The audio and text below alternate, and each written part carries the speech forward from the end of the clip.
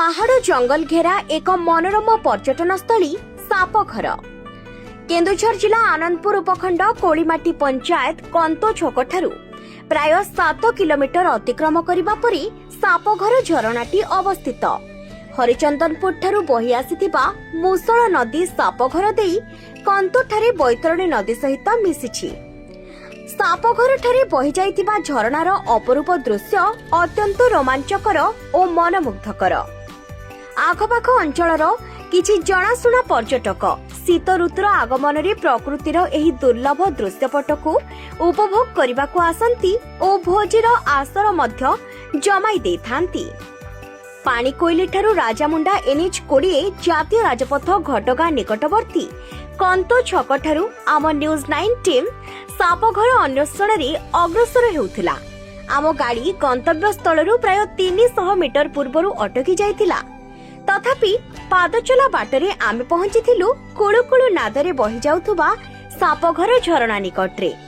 आउ पाइथिलु किछि पर्यटकंकु जो माने कि बेस खुशी रे उपभोग करुथिले प्रकृतिर एही मनोलोभा मुक्त पहाड़ झरणा और आकाशको। सतरी एभली प्राकृतिक सौंदर्य भरा पर्यटन स्थली स्थानीय प्रशासन दृष्टि देई गमनागमनर सुविधा निमंते आस्था प्रकट कले पर्यटक माने एक लुकायित प्रकृतिर दान को उपभोग करि पारंती। धकठा हायर सेकेंडरी स्कूल रो क्रीडा शिक्षक आमे आज कंतोरु 4 किलोमीटर दूर रे थिबा सापघर को एरा गोटे पर्यटन स्थली बहु पुरातन कालरू हमर हरिचंदनपुर पाटघरारू गोटे उपनदी ए मध्य दे जाई बैतरणी मिसिछि। ए गोटे प्राकृतिक सौंदर्यपूर्ण परिवेश सृष्टि करिछि। अनेक दिन आम एठिक आसुछु। आज हमर हायर सेकेंडरी रो समस्त स्टाफ आज पिकनिक पे एठिक आस्थिलु। कंतो ठारू यार दूरता पाखापाखि 4 किलोमीटर हबो। सरकारंकर जतिकि रास्तार सुविधा से टिकिरा बोली एक जगह से पर्यंत हो सारी। टिकिरारू ये जो रहिला गोटे किलोमीटर ये गोटे किलोमीटर वर्तमान पर्यंत कौन प्रकार डेवलपमेंट हो पारि नाही। तेणु आमे जतिकि परिवार लोक आमे घर लोक को लेकिन आनिबा को टिके अनिच्छा प्रकाश करूछु केवल से रास्ताटी पई। जदि रास्ता पूर्ण हो जाउची सापघर पर्यंत मु आशा करूची अनेक लोक एठी प्राकृतिक सौंदर्य को उपभोग करिया निश्चित भाव आसीबे। अश्विनी कुमार चक्र आम यही पाख खालियामंटा गाँ आमर घर आम ये आसलु भोजी भोजी करने आम सांग मैंने सब एटा तो टे फेमस है। आगे तो लोक कहीं आसुनଥିଲେ ଏବେ लोक मैंने सब आसिले आस्ते आस्ते लोक जाना पाँच भल जगह झरणा फरणा अच्छी सांग मैंने प्लानिंग कले चल जा बुली आसा भल जगह अच्छी से आम आसिलु।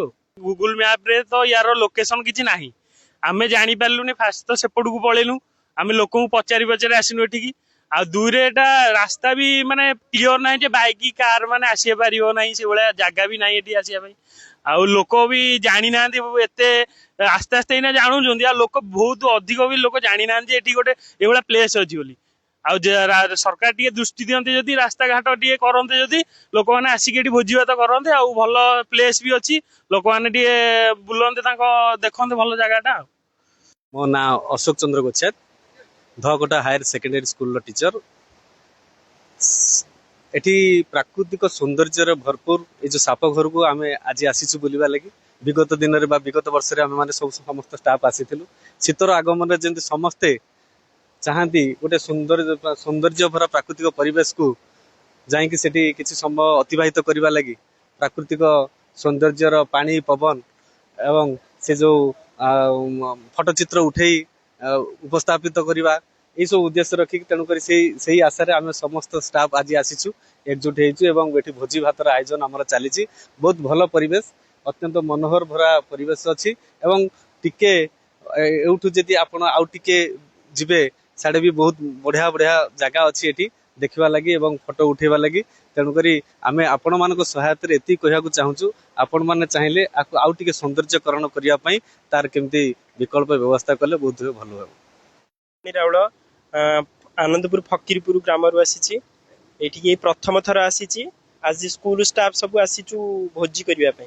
मु तो आगु आदौ जानी नी मत आमर स्कूल छात्र छात्री माने आमर सार माने जो अच्छा से माने कहले जे गोटे बढ़िया प्राकृतिक परिवेश गोटे झरणा बहुत भल ଜାଗା ଅଛି ପର୍ଯ୍ୟଟନ ସ୍ଥଳୀ ସେଇଠୁ ମୁଁ ଶୁଣିକି ଆଜି କାଲି କହିଲେ ଆଜି ବାହାରିକି ଆସିଲୁ।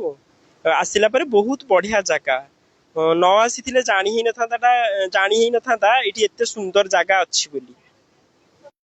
Bureau report news 9 Odia.